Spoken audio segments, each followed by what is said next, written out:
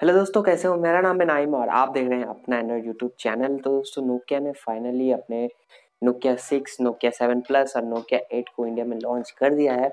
ये तीनों ही फ़ोन जो है ऑलरेडी बार्सिलोना में एमडब्ल्यूसी में लॉन्च किया गया था इसी साल।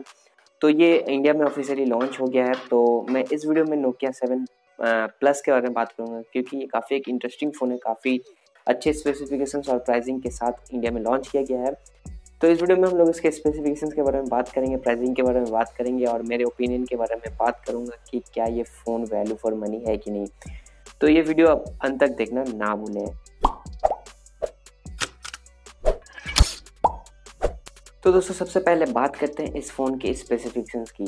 तो यहाँ पे स्पेसिफिकेशन से सबसे पहले डिज़ाइन से बात करते हैं। तो यहाँ पे आपको 6000 सीरीज़ का एल्यूमिनियम डिज़ाइन देखने को मिल जाता है, जैसे कि आपको पिछले नोकिया फ़ोन्स में भी देखने को मिला था, काफ़ी rugged design.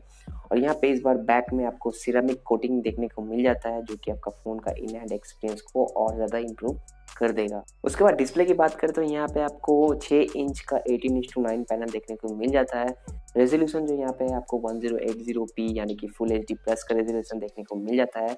Corning gorilla glass से प्रोटेक्टेड है। ये फ़ोन जो है एंड्रॉयड 1 प्रोग्राम के साथ लॉन्च किया गया है, जैसे कि आपको मी A1 देखने को मिला था, Android audio out of the box, और आपको एंड्रॉयड का जो नेक्स्ट अपडेट है वो भी आपको काफ़ी जल्दी देखने को मिल जाएगा इस फ़ोन में। क्वालकॉम का स्नैपड्रैगन 660 प्रोसेसर के साथ लॉन्च किया गया है, जो कि काफ़ी पावरफुल प्रोसेसर है। यहाँ पे आपको 4 GB का रैम और 64 GB का इंटरनल मेमोरी देखने को मिल जाता है, जिसको कि आप एक्सपेंड कर सकते हैं। और यहाँ पे आपको जो बैटरी दिया गया है वो 3800 mAh का बैटरी दिया गया है, जो कि फास्ट चार्ज को सपोर्ट करता है। यहाँ पे आपको USB Type-C 2.0 देखने को मिल जाता है, जिससे आप इस फ़ोन को फास्ट चार्ज कर पाएंगे। अब मेन इस फ़ोन का जो हाईलाइट है उसके बारे में बात करते हैं। यहाँ पे आपको ड्यूल रियर कैमरा देखने को मिल जाता है, जो कि जाइज ऑप्टिक्स के साथ आता है।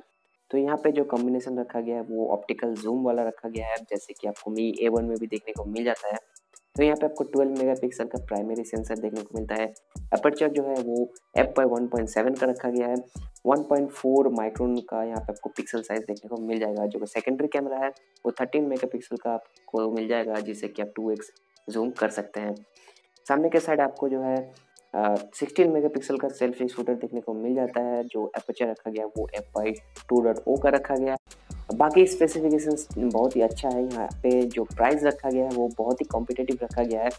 ये फ़ोन आपको 30 अप्रैल से मिलेगा और 20 अप्रैल से आप इसको प्री बुक कर सकते हैं। ये अमेज़ॉन पे और नोकिया का ऑफिशियल साइट पे बिकेगा। दोनों का मैं डिस्क्रिप्शन में लिंक दे दूंगा, वहाँ से जाकर डायरेक्ट परचेस कर सकते हैं। प्राइसिंग जो रखा गया है वो 26,000 अप्रॉक्सीमेट रखा गया है।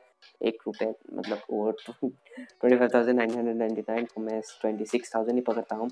तो इस प्राइस ब्रैकेट में जो बाकी कंपटीशन है उस सब से ये फ़ोन आगे निकल के आ जाता है। यहाँ पे आपको काफ़ी अच्छा कैमरा देखने को मिल जाता है। डिज़ाइन तो आपको पता है नोकिया का कितना अच्छा डिज़ाइन होता है, और ये फ़ोन हर तरह से ऑलराउंडर है। प्राइसिंग भी मुझे ठीक लगता है, तो मुझे तो ये फ़ोन काफ़ी पसंद आया। आप मुझे नीचे कमेंट करके बताओ कि आपको ये फ़ोन कैसा लगा।